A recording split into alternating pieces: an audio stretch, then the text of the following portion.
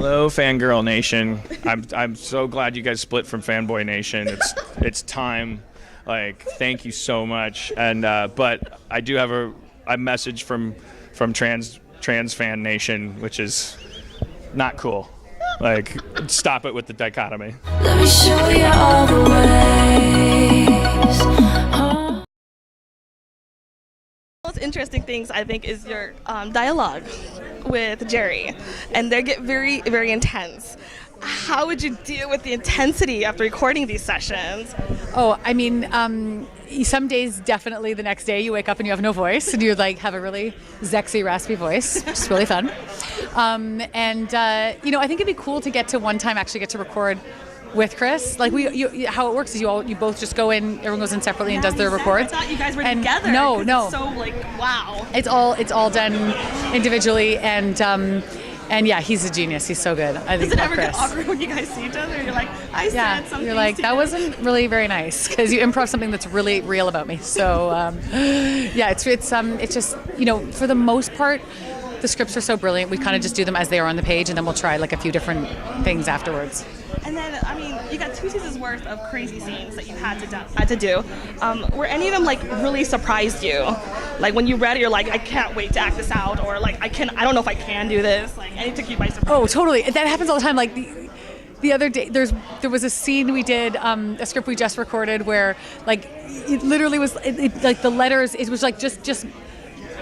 I'm not allowed to spoil it, so how can I tell you this? Like, literally just had to kind of make up, like, speak in a completely different gibberishy language for a very specific reason. Oh, okay. So yeah, there's definitely times where you open a script and you're like, okay, how do I do this?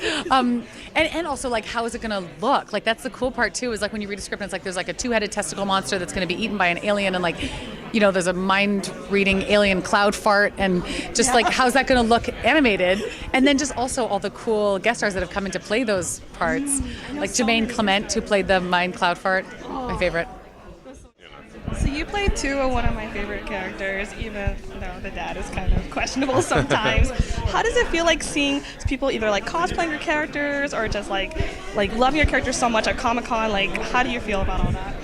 Well, it's really gratifying, It just feels good. I don't see too many people dressed up as Jerry or Cyril, but mainly at the panels and things, you get to see the fans respond to the shows sort of in real time there in front of you, and that feels really great. I remember the first year coming and having that experience, and it was just like, oh wow, because before I just watched the show by myself at home, and to actually see it with a room full of people that on board and excited about it. Overwhelming.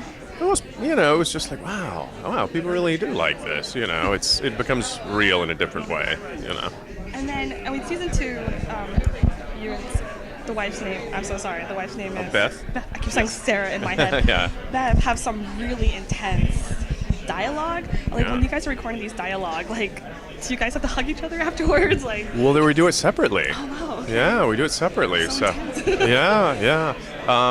Sometimes, like, Justin will read with us or whoever's directing that episode, but usually it's just us by ourselves in the booth, But yeah, we have an intense relationship for sure. It's just like my real life relationship with Sarah. It's really tense, I should say, and awkward.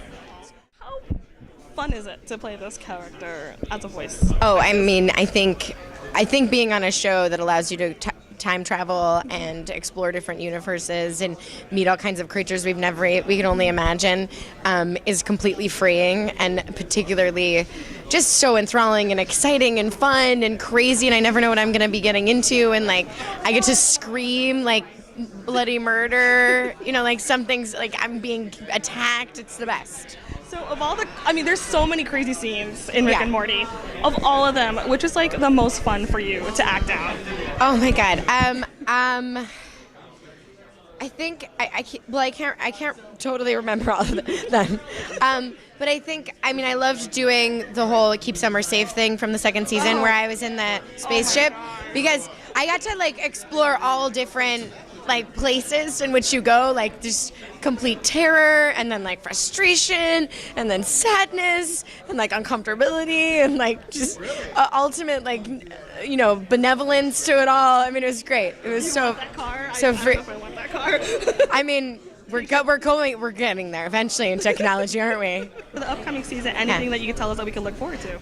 Well, if you liked season 2, you're gonna like season 3. Gets kind of deeper into the family dynamic, and you get to explore the characters a little bit more in more uncomfortable situations. Is there anything in the past 2 seasons that you haven't explored yet that you kind of wish you did, but now it's too late? I don't think so. I mean, we take great pains to keep the show capable of doing anything. So there's no real regrets about, I know what you mean, like on Community it would have been like maybe if we met a character's parents or something, and then a couple seasons later we'd go, oh, wouldn't it have been great if their parents were so-and-so, but this is different. It's, Rick we still don't know anything about his past really, and we can do anything moving forward, so no regrets yet. Lots of stuff that I can't wait to do. No regrets. And then watching the show, I noticed that you guys are really big on continuity. How did you guys keep track of all that so well? Well, there's only 20 episodes, and you've got guys who, like Mike McMahon he made his bones as a Star Trek fan, like no pun intended, I just realized. But he's like a published author that wrote like a fanboy like Star Trek book, coffee table book, and he worked on South Park before he came over to Rick and Morty. So he's like our encyclopedic South Park already did this before you even go further with this concept guy, and he's also like this really great repository of sci-fi plots and things, and which TV shows have done what.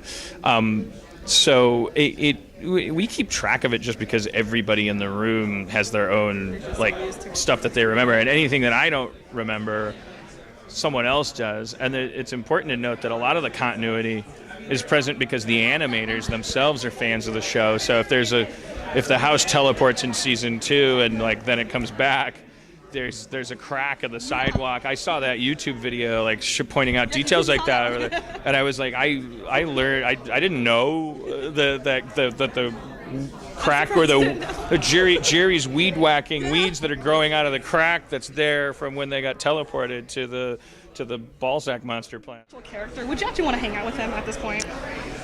Oh, probably not. No, I mean, Rick's pretty awful. I'm sure he'd be entertaining, but he's so self-centered, so probably not. Now, Rick is your grandfather in the show, but if he was an actual person in real life, at this point, would you want to hang out with him for real? I mean, I think you never know what you're going to get, right? So, like, you could go anywhere. Yeah, he sounds like the perfect total adventure, amazing dude. Yeah, I want to hang out with him all the time. Now, is there anything that we apart from the vomiting? Yeah, apart from the vomiting. It's a little gross. Belching, I'm okay with. And the belching, I'm okay with the belching as well. Yeah, the vomiting's, I gotta put a stop somewhere.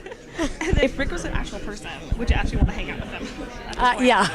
Yeah, obviously. He's pretty sweet.